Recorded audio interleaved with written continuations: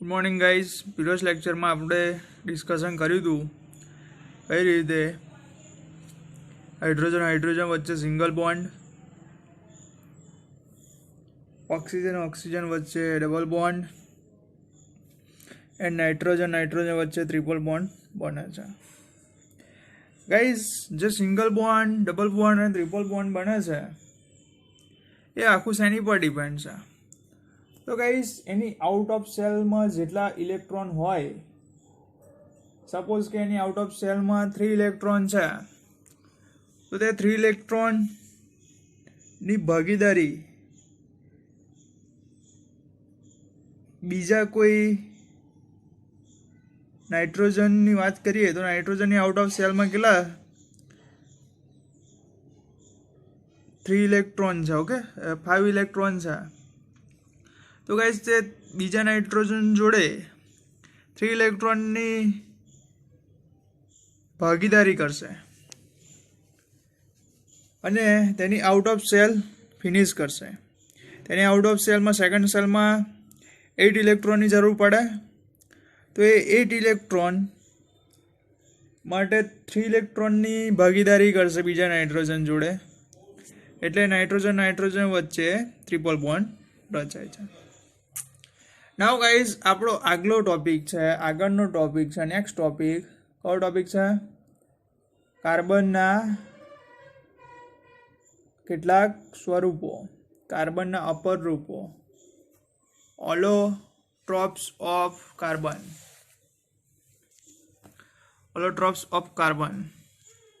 The element carbon occurs in different forms in nature with widely varying physical property. Both diamond and the graphite are formed by carbon atom. The difference lies in the manner in which the carbon atom are bound to one other. In diamond, each carbon atom is bound to 4 other carbon atom. Guys, કાર્બનના કેટલાક જુદા જુદા સ્વરૂપો છે જેમાં ભૌતિક ગુણધર્મો different હોય છે. હવે ગાઈઝ, કાર્બનના 2 સ્વરૂપની આપણે વાત કરીએ તો એ છે, એક છે હીરો અને સેકન્ડ છે ગ્રેફાઇટ, ડાયમંડ એન્ડ ગ્રેફાઇટ. તો ગાઈઝ, જે ગ્રેફાઇટ છે એમાં એક કાર્બન પરમાણુ, એક કાર્બનનો એટમ બીજા એક જ કાર્બન જોડે, જ્યારે ડાયમંડની વાત કરીએ તો તેનો એક કાર્બન એટમ બીજા 4 કાર્બનના એટમ સાથે એટેચ હોય છે.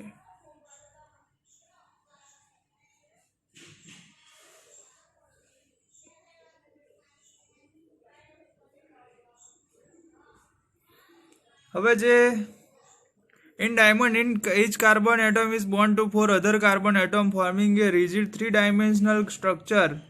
In graphite, the carbon atom is bonded to 3 other carbon atom in the same plane, giving a hexagonal array.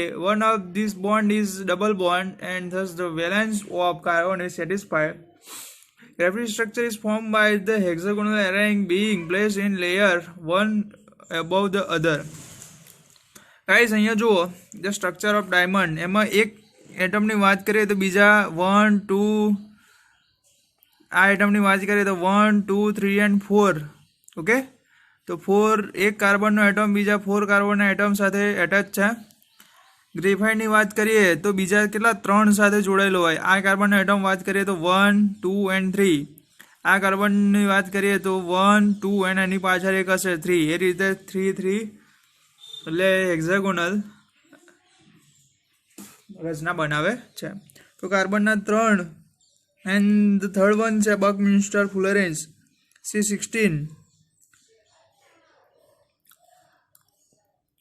There are different structure result in diamond and graphite having very different physical property, even though their chemical property are the same. Diamond is the hardest substance known, while graphite is smooth and slippery. Graphite is also a very good conductor in electricity, unlike other non-metal you studied in the previous chapter. Diamond can be synthesized by subjecting pure carbon to very high pressure and temperature. These synthetic diamonds are small but are otherwise indistinguishable from natural diamond. હવે જે third જે એનું સ્વરૂપ છે ફુલેરિન્સ, તો ફુલેરિન્સ from other class of carbon allotropes. The first one to identified was C60, which has carbon atoms arranged in the shape of a football. Since this looked like idiotic dome designed by US architect Buckminster Fuller, used molecule was named fullerenes. તો કાર્બનના કેટલા સ્વરૂપ જોયા આપણે? એલોટ્રોપ્સ કાર્બનના કેટલા છે? 3. One diamond, second graphite, it means graphite, and the third one Buckminster Fullerene C16. Okay guys, તો કાર્બનના કેટલા અપરૂપો જોયા આપણે? 3. બધાની રચના તમને આવડવી જોઈએ. Suppose we will talk about diamond, then the one carbon atom is connected to 4 other. In graphite 3 other, one carbon atom in graphite 3 other, and C16. Okay, it's a figure is look like as football. Okay, you know football. Okay, તો આનું ડિટેલમાં પૂછાય નહીં, પરંતુ આપણને યાદ હોવું જોઈએ કે કાર્બનના અપરૂપો કેટલા છે અને તેમાં એક કાર્બન પરમાણુ બીજા કેટલા કાર્બનના પરમાણુ સાથે જોડાયેલો છે. ઓકે ગાઈસ, સમજ પડી ગઈ? ના સમજ પડી હોય તો તમે મને પૂછી શકો છો. ઓકે, ચલો નેક્સ્ટ ટોપિક જોઈએ આપણે.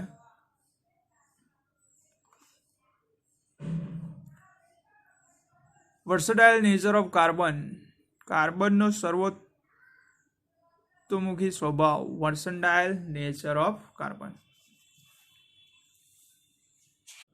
Versatile nature of carbon. હવે વિદ્યાર્થી મિત્રો, we have seen the formation of covalent bond by the sharing of electron in various elements and compound. We also seen the structure of a simple carbon compound, methane. In the beginning of the chapter, we saw how many things we use contain carbon. In fact, we ourselves are made of the carbon compound. The number of carbon compound was formed are known as chemist was recently estimated to be in billions. These outcomes by a large margin, the compound formed by all the other elements put together. Why is it that this property is seen in carbon and no other element? The nature of the covalent bond enables carbon to form a large number of compounds.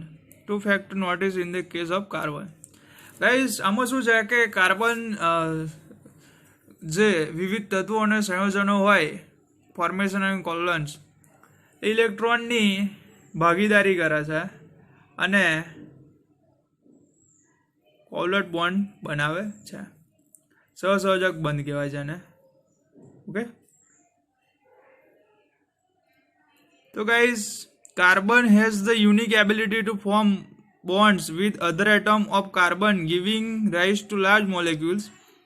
કાર્બનમાં અન્ય carbon પરમાણુ સાથે બંધ બનાવવાની અદ્વિતીય ક્ષમતા છે. તેથી શું છે? giving rise of large molecules. This property is called catenation. આને શું કહેવાય? આ ગુણધર્મને કેટેનેશન કહેવામાં આવે છે. ગાઈસ, એક માર્કનો ક્વેશ્ચન પૂછાઈ શકે, વોટ ઇઝ કેટેનેશન? તો તમારે લખવાનું, carbon has the unique ability to form bonds with other atom of carbon, giving rise to large molecule. This property is called catenation. These compounds may have long chains of carbon, branch chain of carbon, or even carbon atom arranged in rings. હવે guys, આ સંયોજનનો કાર્બનની લાંબી શૃંખલા અને વલયોમાં ગોઠવાયેલા carbon પરમાણુ ધરાવે છે. Carbon atoms may be liked by single, double and triple bond. કાર્બનનો પરમાણુ એકલ બંધ અથવા દ્વિબંધ અથવા ત્રિબંધથી જોડાયેલો હોય છે. Compounds of carbon which are linked by only single bond between the carbon atom are called structural compounds. Compound of carbon having double or triple bond between their carbon atom are called unstructured compound. હવે guys, carbon પરમાણુ વચ્ચે દ્વિબંધ કે ત્રિબંધ ધરાવતા carbon સંયોજનોને અસંતૃપ્ત સંયોજન કહે છે. શું કહેવાય? અનસ્ટ્રક્ચરેટેડ compound. Compounds of carbon having double or triple bond between their carbon atoms are called unstructured compounds. હવે વિદ્યાર્થી મિત્રો, no other element exhibit the property of catenation to the extent seen in carbon compounds. Silicon atoms, silicon form compounds with hydrogen which have chain up to 7 or 8 atoms. But these compounds are very reactive. The carbon-carbon bond is very strong and unstable. This gives us large number of compounds with many carbon atoms linked to each other. હવે guys, કાર્બનના સંયોજનોમાં જે આ કેટેનેશનનો ગુણધર્મ જોવા મળે છે તે બીજા તત્વોમાં જોવા મળતો નથી. સિલિકોન હાઇડ્રોજન સાથે સંયોજન બનાવે છે, તેમાં 7 અથવા 8 પરમાણુ સુધીની શૃંખલા હોય છે. પરંતુ આ સંયોજનો હોય છે તે નોન એક્ટિવ હોય, વેરી એક્ટિવ હોય, અતિ ક્રિયાશીલ હોય છે. કાર્બન કાર્બન વચ્ચેનો જે બોન્ડ હોય છે એ ખૂબ જ સ્ટ્રોંગ હોય છે, જેથી આપણને કાર્બનના પરમાણુ એકબીજા સાથેના જોડાણથી મોટી સંખ્યામાં સંયોજનો આપે છે. ઓકે, હવે જોઈશું. Since carbon has a valency of 4, કાર્બનની સંયોજકતા કેટલી છે? 4. It is capable of bonding with 4 other atoms of carbon or atom or some other monovalent element. Compounds of carbon are formed with oxygen, hydrogen, nitrogen, sulfur, chlorine and many other elements, giving rise of compound with specific property which depend on the elements other than carbon present in the molecule.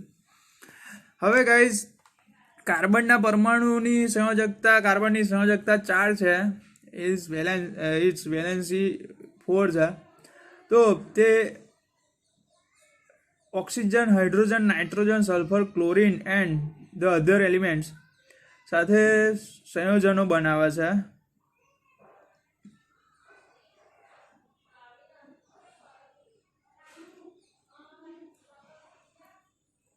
It depends on the elements other than carbon present in the molecule. વળી કાર્બનના મોટા ભાગના અન્ય તત્વો જે બંધ બનાવે છે તે ખૂબ જ પ્રબળ હોય છે. Again, the bonds that carbon form with most other elements are very strong, making this compound extremely stable. One reason for the formation of strong bonds by carbon it is small size. This enables the nucleus to hold to the shared pair of electrons strongly. The bonds formed by elements having bigger atoms are much bigger. હવે guys, કાર્બનના મોટા ભાગના અન્ય તત્વો સાથે જે બંધ બનાવે છે તે ખૂબ જ પ્રબળ હોય છે, જે સંયોજનોને અપવાદ રૂપે સ્થાયી બનાવે છે. કાર્બન દ્વારા પ્રબળ બંધોના નિર્માણનું એક કારણ તેનું નાનું કદ છે, એનું વોલ્યુમ સ્મોલ છે, જેના કારણે પરમાણુ કેન્દ્ર ભાગીદારી કરેલા ઇલેક્ટ્રોન યુગ્મોને મજબૂતાઈથી જકડી રાખે છે. તે બોન્ડ સ્ટ્રોંગ બને છે. મોટા એટોમ છે તેના દ્વારા જે તત્વો એલિમેન્ટ્સ બને છે તે વેરી પુઅર હોય છે, much weaker. The bonds formed by elements having bigger atoms are much weaker. Okay guys, તો આ હતું વર્સેટાઇલ નેચર ઓફ કાર્બન. કાર્બનની વેલેન્સી કેટલી છે? 4 છે. એની સંયોજકતા મીન્સ બહારની કક્ષામાં રહેલા ઇલેક્ટ્રોન, બહારની કક્ષામાં 4 ઇલેક્ટ્રોન છે, તો બીજા અન્ય ઓક્સિજન છે, સલ્ફર છે, ક્લોરિન છે, એની સાથે સંયોજાઈને એની સાથે વેલેન્સ ઇલેક્ટ્રોનની ભાગીદારી કરે છે અને ડિફરન્ટ ટાઈપ્સના સંયોજનો બનાવે છે. તો આ હતું versatile nature of carbon. Okay guys, સમજ પડી ગઈ? ટોપિક બહુ ઇમ્પોર્ટન્ટ છે. સમજાવ્યો મેં? ના સમજ પડે તો તમે મને ફરી પૂછી શકો છો. Don't mind, we will discuss about in next lecture. Thank you so much guys.